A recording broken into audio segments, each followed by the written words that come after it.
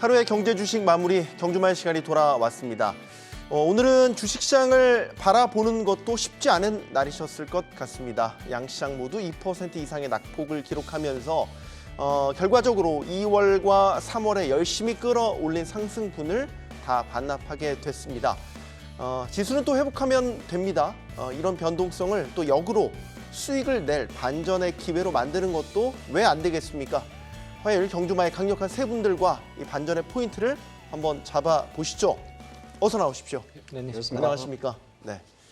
지수는 많이 떨어졌지만 그래도 힘을 내서 오늘 방송에 임해 주시면 감사하겠습니다. 하 대표님, 네. 오늘장 평가를 좀 먼저 부탁을 드리겠습니다. 어떻게 보셨는지요? 네, 이럴 줄 알았다. 이럴 줄 알았다. 그러니까 이게 이제 어떤 의미냐면 환율이 지난부터 좀 많이 올라왔었어요. 네. 계속적으로 1,350원을 좀 뚫고 있었고 하루 전날 같은 경우가 이제 외국인 투자가들이 지난 한 3월 18일부터 삼성전자에 대해서 3조 원 정도의 금액을 매수가 들어왔었는데 지수 관점에서는 아무래도 코스피 삼성전자 20%, 코스피 225% 정도니까 삼성전자의 주가가 1,000원만 하락해도 외국인 수급에서는 약간 매도로 잡히지 않습니까? 네. 근데 이제 이틀 연속 좀 매도가 나왔고, 근데 외국인들은 보면 본격적으로 바이 셀 코리아를 하는 건 아닙니다.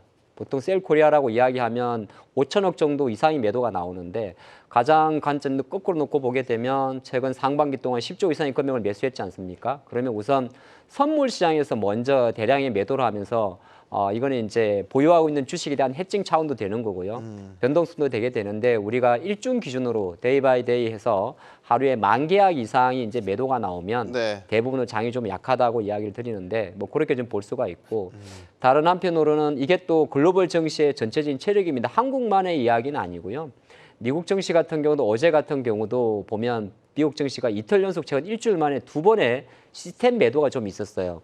이 시스템 매도가 뭐냐 하면 우리가 눈에는 보이지 않지만은 알고리즘 트레이딩 또는 고주파 매매라고 이야기하는데 보통 사람이 매매하는 것보다 기계 로직에 의해서 매매가 많이 이루어지는 게 증시 아니겠습니까? 네. 한국은 거의 제가 알기로는 한 30에서 50% 알고 있고 미국은 절반 이상이거든요. 이거는 장막판에 가만히 보면 미국 증시가 갑자기 우욱 떨어질 때가 있습니다. 그게 이제 보통 시스템적인 변동성을 말하는데 이런 건 언제 발생을 하냐면 지금처럼 이제 약간 임계치라고 이야기를 하죠. 네. 심리적인 임계치가 있어요. 예를 들어서 오늘 장중에 삼성전자가 8만 원의 가격을 두고 상당히 많은 공방이 생겼던 부분, 오늘 장중에 원화 환율이 1,400원을 치냐 마냐 하면서 상당히 많은 공방, 그런 흐름이 있기 때문에 오늘 장만 좀 평가를 해보면 시장이 역시나 크게 세 가지, 고금리, 강달러, 그리고 또 고국제금리 이런 거를 좀 대변했기 때문에 증시의 변동성은 여기가 저점이다를 논하기 앞서가지고 여전히 외부 변수에 대한 익스포저를 많이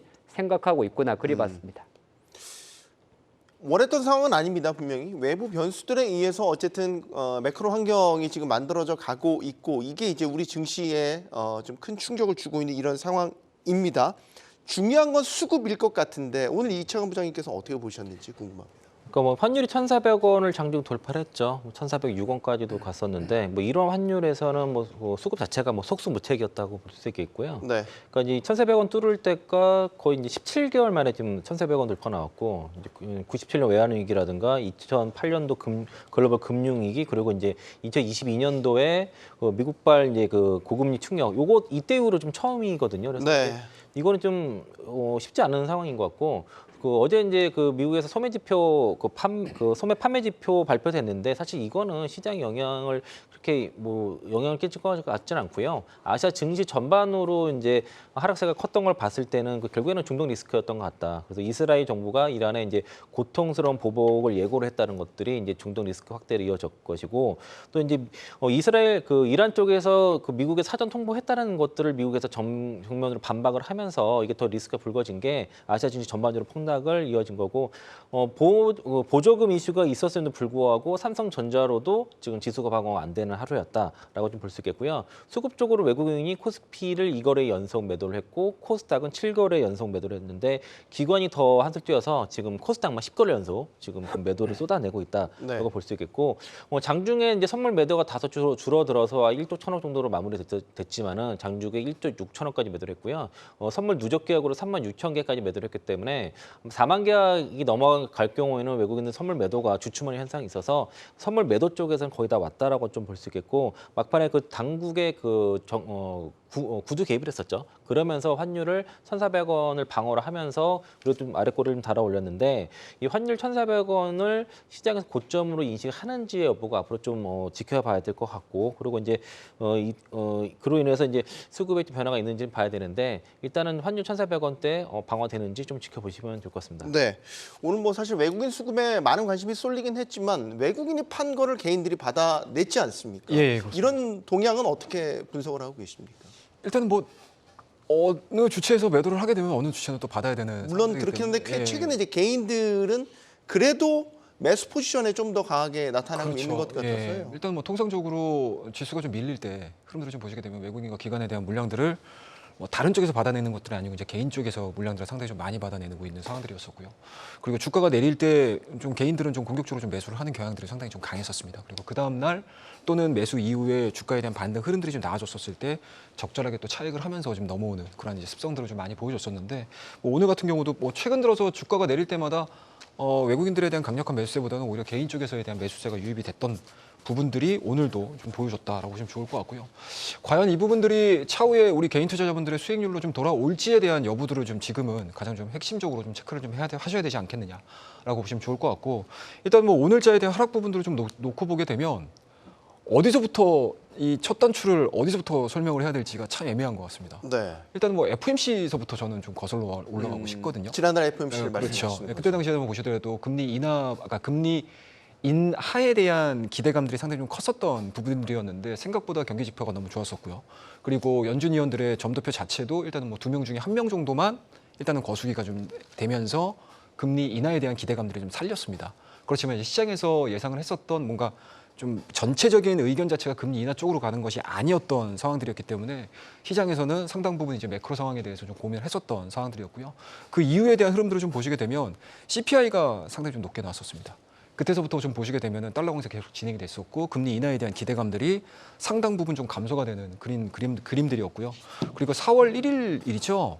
일단 뭐 이스라엘이 어찌 됐든 뭐 지정학적 리스크의 첫발이라고 할 수 있었던 이 이란의 주재사와 관련된 이제 네. 이 사건이 있었는데 그게 이제 한 2주 정도 지나가지고 이제 보복 효과가 좀 나오지 않았습니까? 그렇다고 네. 되면은 지금 매크로 상황만 놓고 보더라도 단기간에 좀 많이 올라왔던 부분들에 대한 차익 실현을 하고 싶었었던 상황들이었는데 그거를 실적으로 볼 것이냐 아니면 다른 부분들로 볼 것이냐 이 부분에서 놓고 봤었을 때 이 아구가 하나하나 뭔가 이제 톱니바퀴 맞아 떨어지지 차익을 하려고 하는 욕구를 좀 강하게 만들 수 있는 요소들이 좀 불안하게도 하나하나씩 나오지 않았나라고 생각을 하고 있습니다. 과연 이 부분들을 어떠한 실마리를 통해서 돌려 세울 수 있을지에 대한 고민들이 지금 시점에서는 굉장히 좀 고민스럽지 않나라고 생각을 했었던 좀 하루였습니다. 네. 예. 오늘 장 보시면서 아마 그 고민들을 가장 많이 하셨을 것 같아요. 이게 시작이냐 아니면은 마무리 국면으로 빠르게 반등을 할 수 있을 것이냐 여기에 대한 고민들을 하게 된다면 네. 일단 1차적으로 외인 수급을 가장 주시해서 보실 것 같아서 하 대표님 외인 수급 오늘 뭐 엑소더스 이런 얘기들 좀 자극적인 표현들도 나와서 외인 수급을 어떻게 바라봐야 될까 어떻게 전망을 해야 될까 기조적으로 이게 지금 이제 빠져나가기 시작한 거냐 네. 아니면 여전히 살아있냐 이 부분을 좀 질문을 드린다면 어떻게 판단을 하고 계세요? 뭐 외국인이 한 명, 두 명도 아니고 일일이 제가 메신저를 통해서 확인할 수는 없지 않겠습니까? 네. 빠져나갈 수도 있고. 여전히 냉소적이신 우리 하 네. 대표님. 네. 근데 제가 아까 내일 줄 알았다가 이제 듣는 입장에서 놓고 좀 불편할 수는 있는데 그게 어떤 의미냐면 정 씨가 빠져서 말씀드린 게 아니라 환율 이야기를 다시 반복적으로 하는 거거든요. 그러니까 외국인은 이렇게 하면 생각해 보면 우리나라 한국만 지금 지금은 글로벌 정시가 같이 움직이는 겁니다. 한국에는 삼성전자가 있을 거고 대만에는 TSMC가 있을 거며 미국에는 뭐 엔비디아라든지 메타라든지 마이크로소프트 있지 않습니까? 지금 네. 보시면 전체적으로 글로벌 정시가 같이 움직이고 있거든요. 여기에는 이제 이란 이스라엘 이슈도 있을 것 같고 국제유가는 조금 진정되는 모습이에요. 그러니까 이제 외부 변수는 있는데 갑자기 최근 일주일 동안에 급격하게 이제 슈팅이 나오는 섹터가 한 두 가지가 있는데 하나가 뭐냐 하면은 이제 달러 강세입니다. 네. 달러가 지금 달러 인덱스가 106까지 올라갔죠. 그리고 또 하나가 뭐냐 하면 국채 금리예요.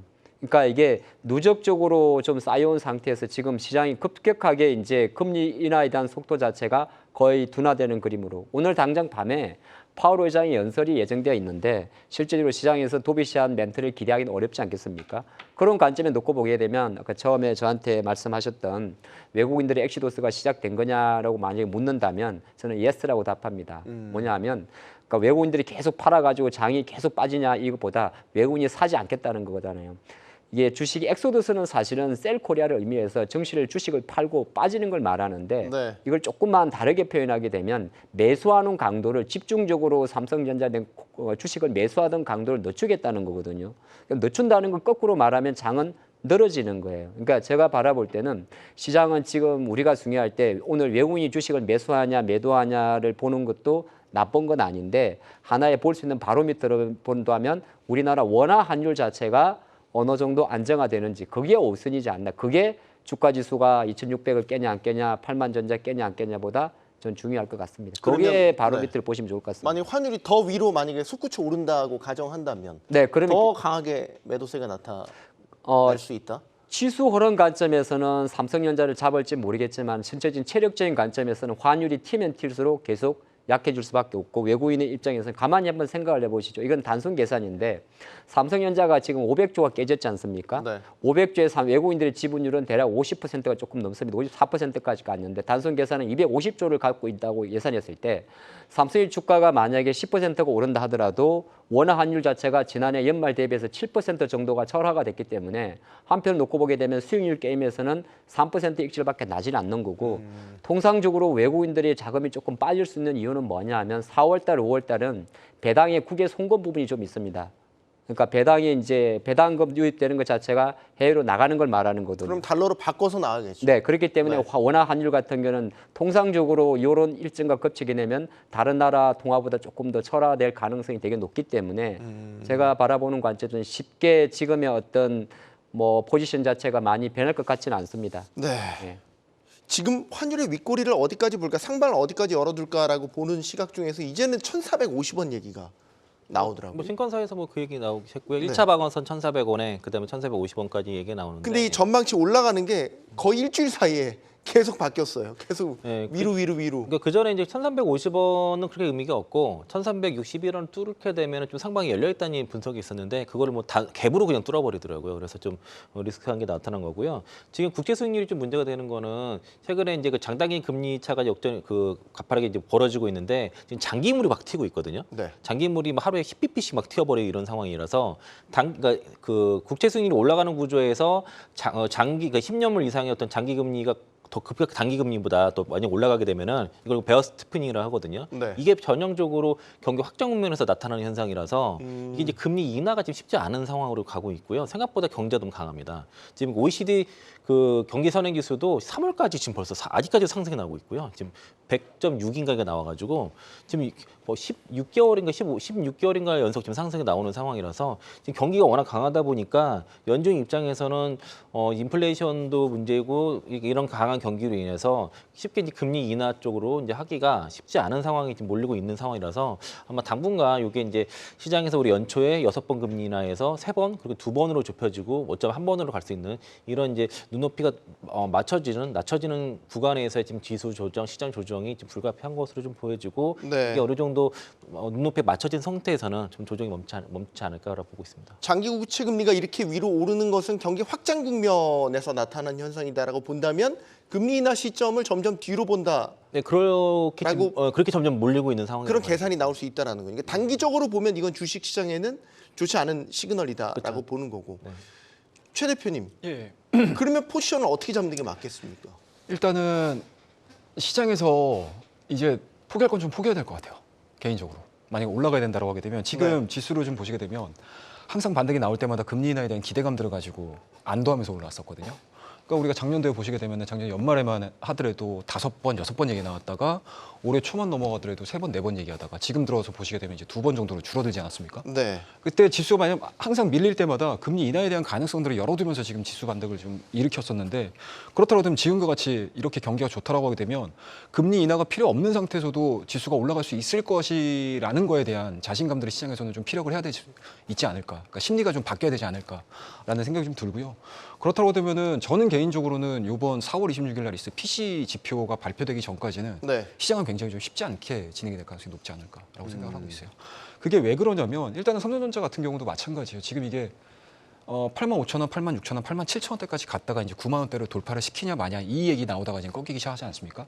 근데 지금 보시게 되면 실적 시즌 들어오면서 그러니까 삼성전자는 예상 실적을 발표를 한 상태에서 지금 5일선하고 20일선의 이격 자체가 굉장히 많이 벌어져 있었던 상태였어요. 네. 그렇다고 되면은 다른 종목군들이 실적을 어느 정도 받쳐주면서 주가를 끌어올려야 되는데 그 부분들에 대한 신뢰도가 굉장히 낮았던 얘기죠. 그렇다고 되면 삼성전자는 상단에서 맞춰져 있는 상태에서 20일선을 끌어올리면서 이제 이격을 좁혀야 되는데 이게 운이 없던 건지 아니면 시기적으로 뭐 나빴었던 건지는 모르겠지만 네. 일단은 뭐 지정학적 리스크 나왔고요. 그리고 미국 쪽에서도 마찬가지로 엔비디아 실적에 대한 불안감들이라든지 아니면은 뭔가 이제 외부 변수에 의한 조정세가 좀 나오고 있는 상황들이고요. 그렇다고 하면 불가피하게 조정을 해야 되는 상황들인데 오늘 지금 삼성전자가 20일선 깼거든요.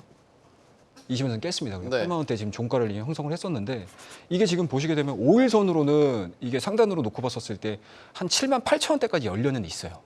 그렇다고 되면 지수가 7만 8대 삼성전자가 7만 8천 원대까지 밀린 상태에서 지수가 같이 조정이 나올 거라는 얘기죠. 근데 이게 지금 지수로 보시게 되면 2023년도 11월 달에 PBR 밴드로 놓고 보게 되면 0.87 정도 나오는 거고요. 2024년도에 1월 달에 PBR로 보게 되면 0.91인데 현재 지금 지수대로 놓고 봤었을 때 PBR 자체가 0.95 정도 나옵니다. 그렇다고 되면 지금과 같이 외생 변수로 인해서 주가에 대한 하락폭이 좀 나온다라고 하게 되면 지금 현재 우리나라 지수 대비해서 조금 더 조정에 대한 폭을 만들 가능성이 높다. 그러니까 미국 쪽도 마찬가지로 올릴 만한 이슈를 못 찾는다라고 하게 되면 국내 기술 밀릴 수밖에 없거든요. 그렇다고 되면 올릴 수 있는 트리거를 찾아야 된다라고 하게 되면은 뭐 매크로 지표가 어느 정도 시장에다가 뭐 안도렐리를 보여주든지 아니면은 뭔가 금리 인하에 대한 흐름들보다는 오히려 자생적으로 시장에 좀 나아갈 수 있는 그런 자신감들을 보여주는 지표들을 확인해야 되는 상황들이기 때문에 지금은 저는 개인적으로는 PC 지표가 뭔가 이제 턴을 돌릴 수 있는 트리거가 되지 않겠냐 생각을 하고 있습니다. 어제 미국에서 발표된 소매 판매도 예상치를 웃돌았잖아요. 예. 그러니까 소비가 잘 된다라는 건 미국 경기가 그만큼 뜨겁다라는 거를 보여주는 거고 이렇게 되면 주식시장 입장에서는 어제 미국장도 좀 이제 빠졌지만 실적 시즌이 이제 본격 시작됐잖아요. 금융주들 실적 나왔는데 또 금융주들 주가 다 지지부진하잖아요. 이게 다 지금 말씀하신 이런 현상들을 반영하는 결과다 이렇게 봐야 되는 건가요? 그러니까 그 소매 판매 지표 같은 경우가 미국의 실물 경기의 3분의 2를 차지하는 그런 지표이기 때문에 상당히 중요한 지표고 네. 이게 잘 나왔다는 얘기 자체는 그만큼 경기가 이제 좋다는 얘기이기 때문에 작년부터 이제 그 소매 판매 지표가요 코스피 지표 수익률과 음의 상관관계가 명확하게 나타났습니다. 이게 좋으면 네. 코스피가 안 좋았어요. 거의 그게 상관관계가 명확하게 나타났었고 그리고 이게 이제 CPI가 이제 1월달, 2월달에 발표할 때만 해도 금리 인하의 컨센을 3번에서 2번 이하로 줄어드는 거를 좀 유보시켰거든요. 근데 3월달까지 CPI가 그 예상치를 상회하면서부터 이제 본격적으로 금리 인하에 대한 눈높이가 이제 그 뒤로 좀 밀리면서 뭐 6월에서 7월도 지금 동결 얘기가 나오고 빠르면 9월이다 이렇게 지금 점점 밀리는 상황이고요. 그리고 이제 이런 완만하게 소비가 이제 그렇게 둔화되는 것 자체가 이제 물가라든가 금리 하방을 제한하는 요인이기 때문에 네. 지금 당분간 이제 금리 인하에 대한 기대감 낮출 수밖에 없는 것이고 은행 같은 경우도 이렇게 그렇게 되면 지금 대출이라든가 대출에도 부실도 늘어나게 되고 또 이제 이자 강사도 이제 끝났다 이런 뉴스도 나오다 보니까 또 게다가 은행주들이 지정학적 리스크에서 자료였던 적이 없습니다. 이런 중동 리스크 발생했을 때 은행주들이 주가 올라간 사례가 별로 없어요. 네. 그런 게 겹쳐서 지금 은행주도 마찬가지로 좀 하락에 나왔던 것으로 좀 보여져서 네. 당분간 저 2주 전에 나왔을 때 4월달 증시 좀 조심해야 될 것 같다. 조정이 좀 나올 것 같다. 그래서 현금 좀 늘리자라고 말씀 좀 드렸었고 그 조정을 겪고 나면 5월달에 좀 장의 회복 가능성이 있으니까 5월달이 좋겠다. 뭐 제가 생일 5월달 얘기하면서까지 이렇게 얘기를 말씀드렸었던 것이고요. 네. 또 4월달이 재료가 마땅히 없어요. 그러니까 증시에 호재가 될 만한 재료가 좀 재료가 부재한 달이 바로 4월달이라서 4월달은 항상 좀 조심해야 되는 달로 보고 있습니다. 이걸 하 대표님 지금 네. 그러면 주식 대신 다른 자산들로 옮겨 타는 머니무브로까지 해석할 수 있어요? 시중의 유동성은 제한적이잖아요, 지금. 네, 그러면 제한적이죠. 그 유동성이 위험 자산 같은 이제 주식 같은 데에 많이 들어가 있다가 아예 구조적으로 금이나 아니면 뭐 유가라든지 더 나아가서 달러 그냥 혹은 국채 이런 쪽으로 아예 머니무브 자체가 일어나는 현상으로도 볼 수 있어요? 근데 최근에 우리나라 한국 기준으로 놓고 봤을 때 CMA 잔고가 대기성 자금 있지 않겠습니까? 네. CMA 잔고 같은 거는 거의 2조 원 정도가 정체돼 있다고 해요. 그러니까 큰 돈들 같은 경우 지금 이제 갈 데를 좀 가지 못하고 약간 대기성 자금의 성격이 좀 크다고 이야기를 합니다. 그러니까 이게 말씀하신 금이 들어갈 수 있는 공간이 보통 세 군데 정도가 있지 않겠어요? 주식이 있을 거고 채권이 있을 거고 또 하나가 이제 금이라든지 대체 자산 들어가는데 그런 관점에서는 부동산이 있는데 부동산하고 세 가지 놓고 봤을 때 마땅한 투자처를 찾지 못하는 자금 자체는 아까 말씀드린 대로 전체적으로 금리 인하에 대한 기대감이 좀 꺾여서 그렇습니다. 제가 제 주변에도 많은 자산가들은 일단은 지금은 관망하는 분위기예요. 이게 왜 그러냐면 네. 앞뒤가 안 맞으니까 그런 거죠. 일대로 뭐 조금 이따 저희가 다시 한번 집중적으로 이야기하겠습니다만은 금과 환율은 반대 방향이거든요. 금과 환율은 반대. 왜냐하면 금이라는 성격 자체가 달러 약세 베팅하는 상품이기 때문에 네. 안전자산 성격을 갖고 있는 거고 또 주식 같은 경우는 이런 게 있죠. 지금 아까 좀 제가 살을 좀 보탠다면 급격하게 최근 1개월 내에 이제 미국의 금리 인하 확률이 떨어졌어요. 떨어졌는데 근데 지표가 잘 나온단 말이죠. 그러면 지금까지는 배드 이즈 굿으로 해석을 했습니다. 그러니까 지표가 나쁘면 금리를 내리지 않겠느냐. 근데 의외로 뭐 아까 말씀 OECD 경제 선행 지표도 좋고 미국 같은 경우도 실업률도 좋아요. 고용 시장도. 그리고 말씀하신 대로 소매 판매도 좋게 되게 되면 이제 굿 이즈 배드가 되는 거죠. 그러니까 지표가 좋으면 금리를 내릴 확률이 없는 거고. 근데 이게 과연 어떤 걸 가져오냐면 쉽게 말해서 그 고금리 상태에서 뭐 미국 기준금리 기준으로 5% 이상 고금리 상태에서 살아남을 수 있는 금리가 내려서 에브리띵이라는 단어를 써서 모든 섹터들이 성장주가 상승할 수 있었다면 어느 정도는 이제 일부 특화된 종목들 위주로만 강할 수 있는 쪽으로 자금이 몰리는 거죠. 그래서 지수하고 종목은 하늘과 땅 차이예요. 아까 말씀하셨다시피 최근 한 달 동안 코스닥 종목들은 대략 20거래일 중에서 1000개 전후의 종목이 하락한 날이 절반이 넘지 않습니까? 네. 그런 관점을 놓고 본다고 했을 때는 한국 정식 기준 놓고 봤을 때는 성장성이 확실한 똘똘한 몇 개의 기업들 우리가 말하는 그 니프티 피프티도 되지 않는 50개 중에 15개도 아니고 거의 5% 이내의 종목들만 강세를 보일 확률이 있는데 그 중에 하나는 삼성전자가 되는 거고요. 네. 그래서 아까 제가 반론 설명을 드릴 때 삼성전자를 가지고 지수를 분석하면 수익 내기가 어렵습니다. 그럼 어떻게 해야 되냐면 삼성전자는 삼성전자로 분석을 해야 되는 거고 쉽게 말해서 시장보다 강한 종목이 있는 거고 네. 오히려 삼성전자가 아닌 뭐 예를 들어서 네이버나 카카오나 그러니까 금리에 좀 취약한 구조, 건설, 철강, 화학, 포탈, 유통 이런 쪽 같은 경우는 아까 말했던 니프티, 피프티에 들어가지 못하기 때문에 지금은 굿이즈 배드에 대해서 노출될 확률이 높습니다. 그래서 시장 관점에서는 시장이 철저하게 가장 안전한 일부 종목 쪽으로만 그게 주식으로 치게 되면 뭐 반도 삼성전자가 되는 거고 네. 대만 사람들은 TSMC만 살 것이고 저는 그렇게 보고 있습니다. 네. 수급에 대한 의견들도 좀 주셨는데 지금 외국인 선물 매도는 오늘 밤 나스닥이 상승하면 다시 다 매수세로 돌아설 수 있다라고 의견을 주신 분도 있어요. 되게 눈길이 가는 의견을 주셨네요. 삼성전자 이야기를 이제 좀 이것만 놓고 해보려고 해요. 아까 20일 이동 평균선 이제 말씀 예. 주셨으니까 사실 삼성전자라는 단일 기업에만 놓고 본다면 어제 괜찮은 뉴스가 나왔어요. 분명히. 예. 미국에서 예상을 뛰어넘는 보조금을 받았고 예. 투자도 확대일로고 반도체 업황도 괜찮고 감사는 거의 끝나가는 것 같고 예. 이런 조합들을 보면 사실 오늘 8만 원 밑으로 깨졌다가 물론 팔자를 찍기는 했지만요. 대표님. 팔자에 굉장히 오늘 저희가 집중하고 있지만 예. 이거를 그럼 그냥 지금 손 놓고 있어야 되냐. 이거는 저가 매집의 기회가 될 수도 있지 않을까라는 의견을 좀 묻는다면 저는 조금만 더 빠지면 좀 더 빠져야 된다. 예, 그러니까 이게 조금이라는 게 사실은 뭐 일반적인 뭐 중소형 종목군들처럼 삼성전자가 뭐 하루에 뭐 10%, 20%막 빠지고 이러진 않지 않습니까? 네. 지금 87,000원에서 8만 원대까지 오는 데만 하더라도 지금 꽤 긴 시간이 걸렸잖아요. 사실 어떻게 보면은 뭐 그런 부분을 놓고 봤었을 때 내가 지수를 방어하고 싶고 또는 내가 지수 대비해서 적절하게 아웃퍼폼을 하고 싶어라고 생각을 하시는 분들 같은 경우는 저는 삼성전자 지금 조금만 더 내려온다라고 하게 되면 충분히 메리트 있는 가격이라고 생각을 하고 있습니다. 그리고 앞서서 우리 하 대표님께서 말씀하셨던 것처럼 거기에다가 이제 조금 더 플러스 알파를 하게 되면 일단은 뭐 전체적인 시장에 대한 분위기 자체를 놓고 보게 되면 전체가 올라가는 것이 아니고 일부 섹터 내에서도 뭐 어떤 날은 어떠한 섹터가 올라가고요. 그리고 그 섹터가 하루 이틀 정도 올라갔다가 주가에 대한 조정 흐름들이 나온 사이에 또 다른 섹터로 좀 넘겨가는 그런 흐름들. 굉장히 어떻게 보면은 집중화된 매매 패턴이 이루어지고 있는 상황들인데 그 안에 궁극적으로 놓고 봤었을 때 삼성전자를 끼워놓고 보셔야 된다고 저는 생각을 하고 있거든요. 네. 그러니까 호재가 다 나왔잖아요.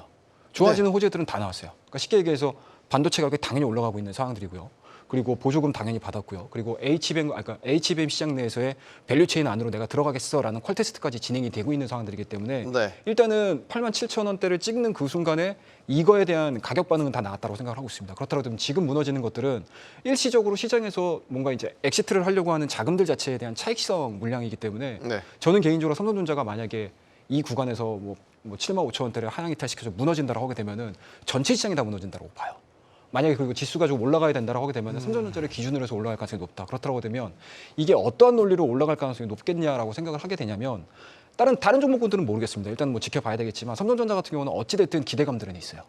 올해 하반기 들어서 가지고 HBM 시장 내에서 진출에 대한 가능성들이 좀 열려 있는 상황들이기 때문에 그 부분들이 2분기 실적과 3분기 실적에 대한 가시성들을 만들어 준다라고 하게 되면 일부 반도체 종목군들이 밀린다 하더라도 삼성전자 밸류체인 내에 있는 종목, 그러니까 삼성전자를 중심으로 한 삼성전자 밸류체인에 있는 종목군들을 끌어올릴 가능성이 높다라고 보는 거죠. 그렇다고 되면 지금 구간은 앞서서도 제가 말씀드렸듯이 PCE 지표가 나오기 전까지 시장에서 매크로 지표라든지 뭐 개별적인 모멘텀들이 없는 뭔가 이제 소강 상태로 들어갈 수 있는 시장이다라고 하게 되면 네. 당연히 삼성전자는 이길 수는 없을 거예요. 그렇다면 지금 구간에서는 월봉상의 5월 선까지 그게 가격대가 77,000원, 78,000원 정도밖에 안 되거든요. 네. 그 가격대까지 내려오는 걸 확인을 하시고요. 그 가격대에서 외국인들이 팔 만큼 다 팔았었을 때 시장에 대한 저점도 저는 만들어질 거라고 보거든요.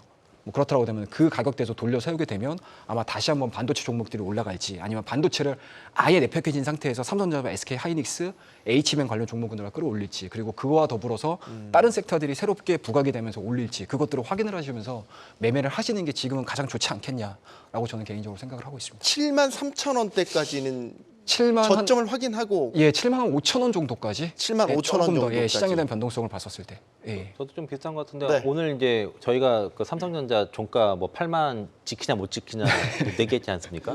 그래서 얘기를 아까 굳이 얘기하실 필요 없는데 꼭 얘기를 하시는군요. 네. 네.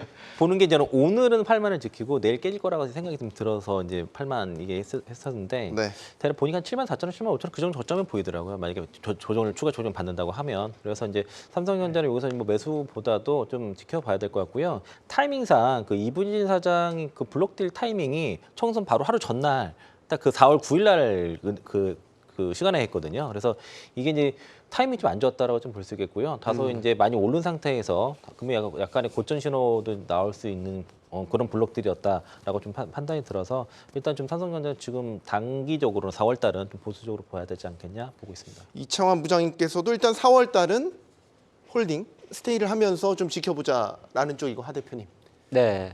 저점을 아까 이제 구체적으로 7만 5천 원 정도 선으로 얘기를 해 주셔서 네. 지금 저희 댓글창에서도 7만 5천 원대 저점에 대한 의견들을 좀 많이 생각하시는 것 같아요. 하 대표님의 이 발언 타이밍이 상당히 중요하게 됐습니다. 저점이 중요하죠. 얼마에 내가 매수할 수 있을까. 근데 저점보다 더 중요한 거는 뭐냐 하면 내가 산 저점 이후로 주가가 계속 상승하느냐가 더 중요하거든요. 네, 그렇지 않겠어요? 물론이죠. 왜냐하면 저점이라는 거는 우리가 가격적으로 연소가리 분석을 할 수 있는데 아까 근데 그러면 조금 전에 말씀드릴 때 모든 게 다 무효가 되는 거잖아요. 그러니까 주가는 이제 어느 정도 삼성전자가 뭐 7만 원, 5천 원이든 8만 원 살 수가 있는데 이게 내가 생각하는 목표 수익률이 9만 전자라면 9만 전자가 갈 수 있던 외적인 요인이 필요하는데 그 외적인 요인은 다시 돌고 돌아서 국채금리, 경기, 환율, 원자재, 중동 다 이어가는 거 관점이거든요. 그리고 놓고 본다면 저는 지금 삼성전자는 투자를 하기는 조금 애매한 구간입니다. 그러니까 애매한 구간이 뭐냐 하면 내려오면 매수하는 거는 되게 좋아요. 그러니까 쉽게 말해서 이번 주 같은 경우는 아마 단기적으로 이게 삼성전자 변동성이 다른 여타 종목만큼이나 뭐 10%, 20% 넘는다면 중간간 타점을 잡는 게 중요한데 삼성전자의 변동성이 그렇게 크질 않거든요. 우리가 이제 워낙 덩치가 크다 보니까 많이 생각하는데 예를 들어서 이번 주 같은 경우는 8만 원 이상에서 매수를 해야 돼요. 그냥 왜 매수해야 돼? 그 이유는 뭐냐 하면 이벤트가 하나 있는데 당장 목요일 날 TSMC가 실적을 발표합니다. 삼성전자와 TSMC 실적에는 연결고리가 있을 수도 있고 없을 수 있는데 TSMC 같은 경우는 1분기 영업이익 전망치가 대략 90조 정도, 9조 정도가 나와요. 9조 3천억 정도가 나오는데 네. 물론 물론 이제 파운드리 쪽이고 비메모리다 보니까 좀 상대적으로 안정적으로 나올 수가 있긴 있는데 다른 한편으로는 TSMC의 그 실적 전망에는 뭐가 있냐면 AI 반도체 부분이 TSMC에 미치는 영향력이 10%가 되는 해가 몇 년도인가에 대한 퀘스천이 하나 있거든요. 시장에서 26년도 정도를 이야기하는데 아마 조금 빨라진다는 이야기가 나오게 되면 네. TSMC가 AI 반도체 매출이 10%가 들어오는 시간이 빨라진다는 것은 역으로 계산하면 하이닉스나 삼성전자 입장에서 날개를 다는 꼴이란 말이에요. 네. 주가 트리거만 놓고 봤을 때는 추후반으로 가면 지금보다는 좋을 건데 제가 아까 여기서 약간 중립 의견을 취하는 건 뭐냐 하면 이걸 샀다고 해서 주가가 갑자기 우리나라 주가지수가 2,750을 간다든지 삼성전자가 뭐 8만 원대 후반으로 갈 것 같진 않아요. 그거는 전체적인 그림에서 4월 달과 5월 중순까지는 이벤트가 조금 부재한 것도 있고 그래서 상대적으로 강한 것과 내가 가격을 정해놓고 매수하는 건 다를 것 같습니다. 그래서 저는 삼성전자에 대해서 지금 매수할 거냐고 묻는다면 조금 더 외적인 때를 기다리겠습니다라고 말씀드립니다. 네. 최저점, 그러니까 저점을 잡는 타이밍에 대한 고민들을 많이 하고 계셔서 어떤 우리 시청자께서는 저점을 어떻게 잡냐. 자기는 100번 나눠서 분할하겠다. 분할 매수. 좋습니다. 철저하게 분할 매수. 저는 지지합니다. 예, 예. 사실 저점 잡는 게 쉽지는 않다 보니까 차라리 그냥 다 쪼개서 들어간다면 그만큼의 이 변동성에 대한 해칭을 할 수 있는 건 아니겠습니까? 맞습니다. 근데 분할을 할 수 있다는 거는 10번 살 수 있는 거를 100번 살 수 있고 주식을 하루 만에 사는 거를 100일 동안 사실 수 있다면 진정한 최고 수십니다. 네, 우리 하 대표님이 인정해 주셨습니다. 오늘 그 반도체 섹터를 달군 또 이슈 하나가 있습니다. HPSP 매각 보도 이 소식이었습니다. HPSP 뭐 앞에 애칭이 여러 가지가 붙던데 슈퍼을 뭐 이 독점적 장비에 대한 어떤 그 애칭이라고 볼 수가 있겠죠. 매각 소식이 나왔다가 회사 측에서는 네, 사실 무근이다 부인을 했습니다. 일종 해프닝 같기도 하고 주가는 출렁였습니다. 어떤 부분부터 이 이슈에 대해서 좀 설명을 해주시겠습니까? 해주시죠, 부장님. 뭐 저는 오늘 뭐 회사에서 그 부인을 했기 때문에 어제 시간에 나왔었거든요 뉴스가. 네. 그러고 나서 이제 시간에 6% 올라갔고 오늘 갭상승하고 상승 키우다가 이제 그 사실 무근이라는 이제 그 해명 뉴스에 이제 하락했는데 최근에 반도체 섹터가 제 회사 얘기보다도 반도체 섹터 쪽에 나오는 뉴스들이 다소 좀 그 단독이라든가 좀 거짓 뉴스가 좀 있습니다. 그런데 문제는 반응에서 주가가 급등이 나온다는 거고요. 이로 인해서 고점에 산 사람들이 좀 피해가 있는 건데. 그러니까 반도체 섹터 종목들 중에서도 지금 주가가 많이 오른 상태에서 그런 뉴스가 나오면서 좀 더 오버슈팅에 나오는 그런 것들이 어제도 대표적인 그 FSD 같은 관련 뉴스도 있었거든요. 그게 네. 이제 그 뭐 15일날 공시에 이제 뭐 EUV용 펠리클 그 개발 성공해서 뭐 납품 들어간다 이런 공시가 떴다고 했는데 공시 실제 없었고 주가는 뭐 장중 23% 올라가고 13% 마무리되고 이런 일들이 벌어지기 때문에 뉴스를 잘 보시면 좋을 것 같고요. 뉴스 보고 따라서 사시면 안 됩니다. 그래서 그리고 네. 이제 뉴스 때문에 급등 나오면 거기에 매도를 해야 되는 것이지 그걸 보고 매수하면 안 된다. 오늘 HPSP 사례도 같은 상황이다라고 볼 수 있겠습니다. 네. 뭐 일단은 투자자들 사이에서도 이게 상당히 회자가 많이 돼서요. 그렇죠. 네, 그리고 대응할 수 없었던 게 뭐냐면 이게 정기장이 끝난 상태에서 나왔던 뉴스였기 때문에 네. 사실은 이거는 뭐 투자자들이 뭐 왜 이렇게 매수하셨습니까? 왜 이렇게 매매하셨습니까? 이렇게 할 수 있는 사안들은 저는 아니라고 생각을 하고 있어요. 그러니까 회사 쪽도 그렇고 언론사도 그렇고 마찬가지로 뭔가 이제 확실한 정보, 물론 이제 뭐 매번 확실한 정보를 전달해 드릴 수도 없고요. 그리고 이제 회사 측에서도 마찬가지로 그 계획 자체가 생각보다 좀 다른 방향으로 튀어가게 되면 뭐 자기들의 플랜과는 좀 다른 방향으로 좀 갈 수밖에 없는 상황들이긴 한데 어찌됐든 지금과 같이 그러니까 이것도 마찬가지인 것 같아요. 최근에 시장 자체가 너무 안 좋지 않습니까? 네. 그렇다면 시장의 수급 자체는 어떻게 보면 뭔가 이슈라든지 올라갈 수 있는 기대감들이 있는 쪽으로 일시적으로 주가 쪽으로 좀 쫓아가는 물량들이 상당히 좀 생길 수밖에 없는 그런 이제 상황들을 좀 나와줄 수밖에 없는 그런 환경이다 보니까 이런 종목군들도 마찬가지로 그런 쪽으로 일시적으로 붙었다가 오늘 오전장만 하더라도 6% 7%대에서 출발하더라고요. 그 이후에 치고 나가지 못하고 오히려 그 이후서부터 계속 지금 하락하는 그런 흔들을 좀 보여줬었기 때문에 일단은 지금 구간은 뭐 방망이를 짧게 잡고 가는 것도 분명히 좋은 방법이고요. 그리고 일시적으로 뭔가 호재가 나왔었을 때 주가에 대한 탄력도가 내가 예상했던 것보다 많이 나온다라고 하게 되면은 일단은 좀 주의를 하시면서 대응을 하시는 게 네. 굉장히 좀 좋지 않겠나 생각하고 있습니다. 이게 반도체 섹터 이야기를 다뤄봤지만 사실 이제 우리 개인 투자자들 많이 관심 갖고 계시는 2차 전지 쪽에서도 뭐 이런 식의 이제 보도들 뭐 단독 이런 거 붙여가지고 되게 자극적인 제목 그렇죠. 달아서 예. 나오는 뉴스들이 꽤 있었잖아요. 이거 정확하게 확인하지 않으면 정말 큰 낭패를 볼 수도 있겠어요. 그 팩트 체크 그래서 저도 열심히 해드리고 있고요. 뉴스 뭐 예를 들면 LG화학 같은 경우가 뭐 지난 주말에 이제 그 첨단 소재 사업부 뭐 그 인원 그 감원한다, 그 네. 정리해고한다 얘기 있었는데 그게 이제 지난해 이제 필름 그 평강필름 사업부 이제 그 중국에 1조 1,000억 원 매각한 것 때문에 지난해 10월달에 노사 합의에 의해서 이제 그 부분에 대한 이제 구조조정이었는데 마치 이제 양극재 사업에 대해서 구조조정 들어간 것처럼 처음에 초반 나왔다가 그게 이제 맞는 보도 후속으로 좀 나왔었던 것이고요. 네. 그리고 이제 뭐 트럼프 전기차 보조금 뭐 폐기 이것도 사실이 아니었죠. 그 얘기가 아니었던 건데 뉴스는 대대적으로 나와서 그게 또 주가 하락을 좀 불러일으켰고 오늘 이제 시장에 나왔던 뉴스가 이제 그 테슬라가 주가 어저께 많이 5% 빠졌던 이유가 감원 이슈가 있었죠. 뭐 네. 10% 감원 이거 있었는데 요거를 제 입장에서 좀 말씀드리면은 그 테슬라의 감원은 항상 자주 있었던 일입니다. 2017년부터 거의 매년 가까이 있었고 지난해랑 2020년, 2021년 빼고는 뭐 한 2에서 한 9%, 7% 매년 이렇게 있었던 거라서 완성차 기업들은 이게 이제 업황이 좀 안 좋을 때 감원하는 건 항상 있었던 일이고요. 네. 지난해는 테슬라 빼고 대부분 완성차 업체들 다 감원을 했습니다. 그러니까 지난해 안 했던 거 올해 한 것이고 이번에 좀 다른 건 뭐냐면은 그 드루 바크리노라는 분이 이제 그 테슬라의 부사장인데 이분이 그 테슬라 배터리 내자의 핵심 인물이고요. 여기서 18년 근무했습니다. 그 로드스터 때부터 그 초창기 멤버인데 이분이 지금 그만뒀다는 얘기는 테슬라의 배터리 내자에 뭔가 문제가 있다라고 네. 볼 수 있겠고 특히 사이버 트럭에 들어가는 배터리 팩이 공개가 됐는데 4680보다 더 높게 지금 팩이 설계가 됐거든요. 네. 이 얘기는 4680 말고도 그 안에 469라든가 46110 더 높은 다른 배터리가 들어갈 수 있다는 얘기라서 네. 맨솔이 지금 4680과 4695를 준비하고 있고 뭐 그 삼성 SDI도 4695라든가 그 높은 배터리 하고 있고 뭐 금형도 469 하고 있는 것처럼 4680만을 고집하지 않고 다른 외부 업체들의 배터리가 조달되고 그러면 이로 인해서 국내 배터리 업체 원통형 배터리 만드는 국내 업체들이 테슬라 쪽에 진출할 가능성이 더 높아졌다라고 네. 그렇게 해석할 수도 있다라고 저는 보고 있습니다. 2차 전지주로 저희가 논의의 흐름이 자연스럽게 이어져서요. 2차 전지주 하 대표님. 네.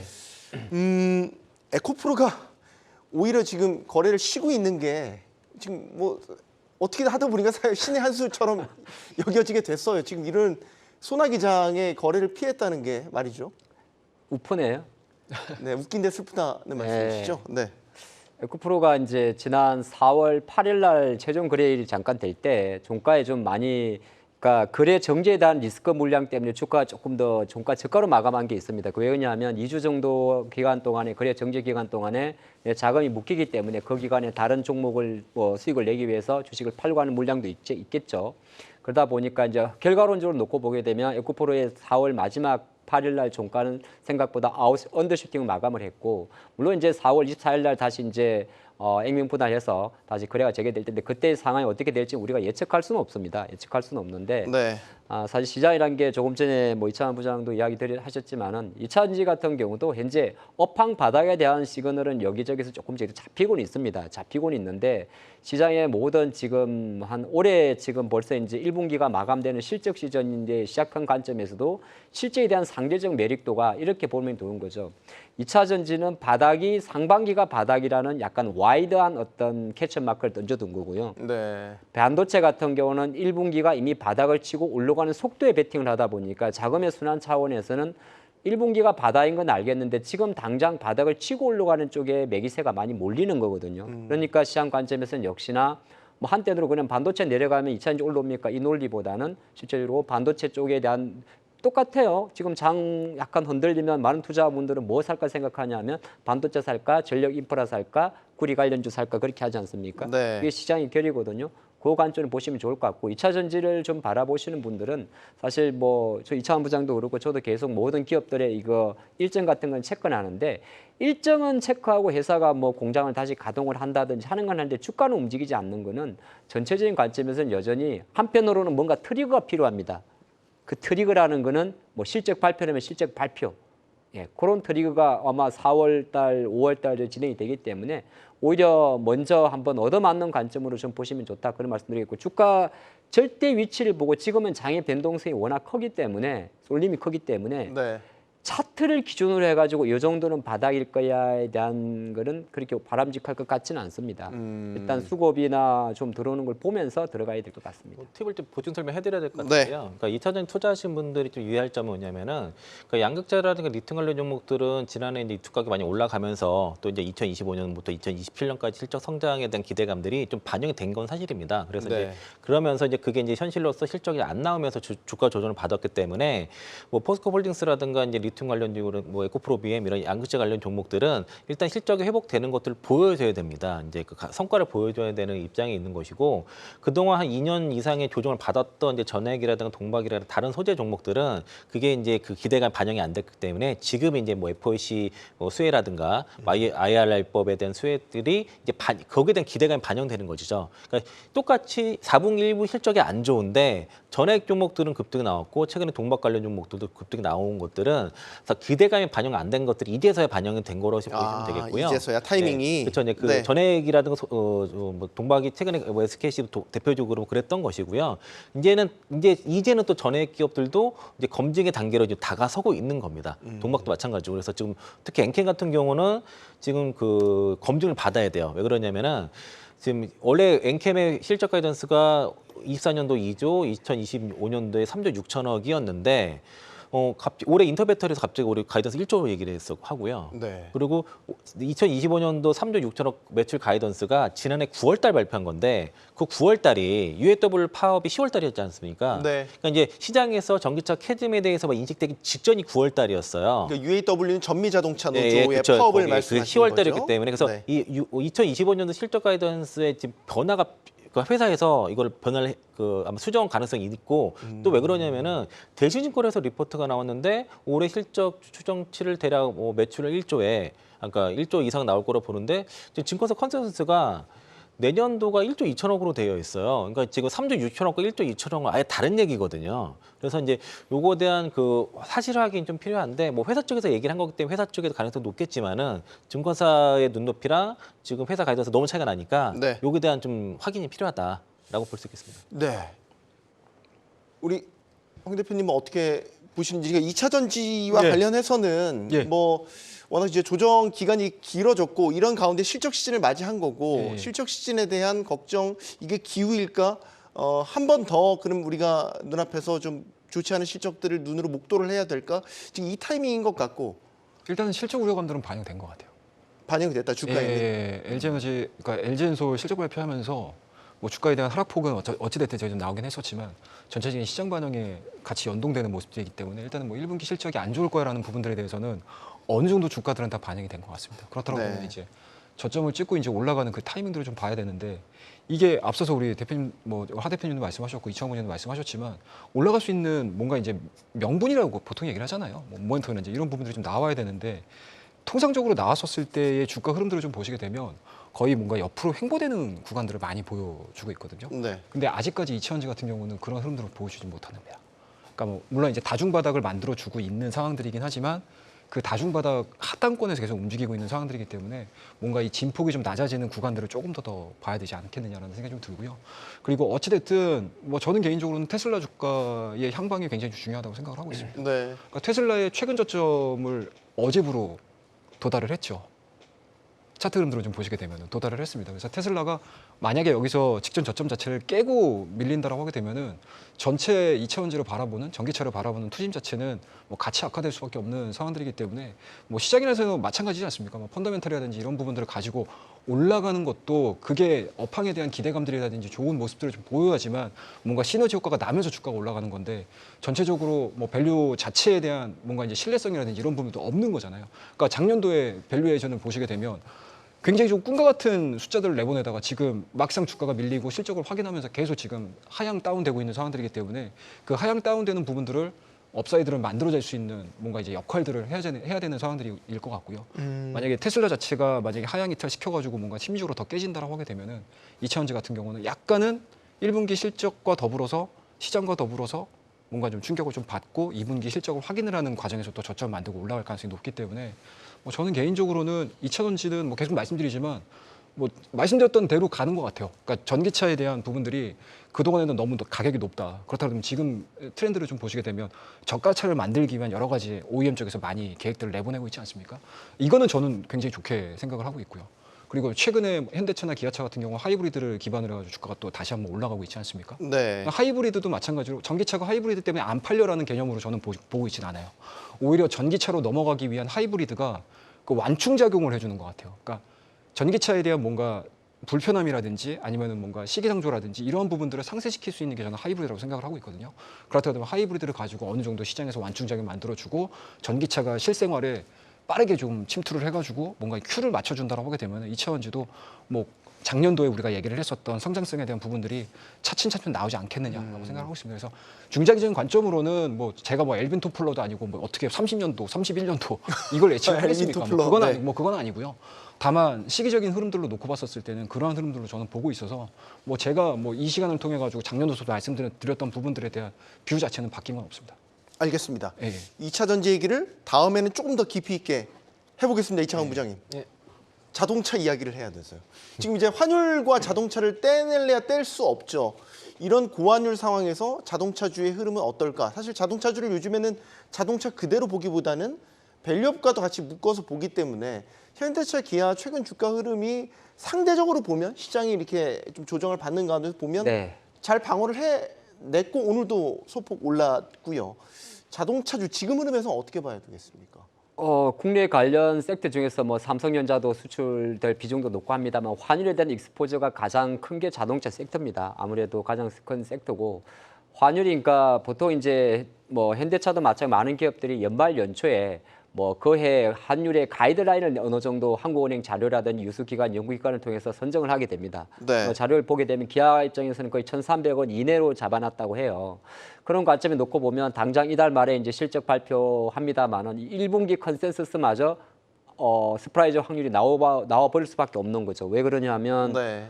뭐 실제적으로 2조 원대 원래 중반 정도를 봤었는데 지금 환율 자체가 1,300 거의 1,400까지 왔기 때문에 최소 5% 이상이 올라버리기 때문에 뭐 현대나 기아 입장에서는 이 수혜주를 볼 수밖에 없는 거고. 근데 다른 한편으로 질적인 면으로 놓고 보면 그럼 기아나 현대가 환율 효과로 실적이 잘 나오면 주가는 사실 그렇게 좋은 건 아니에요.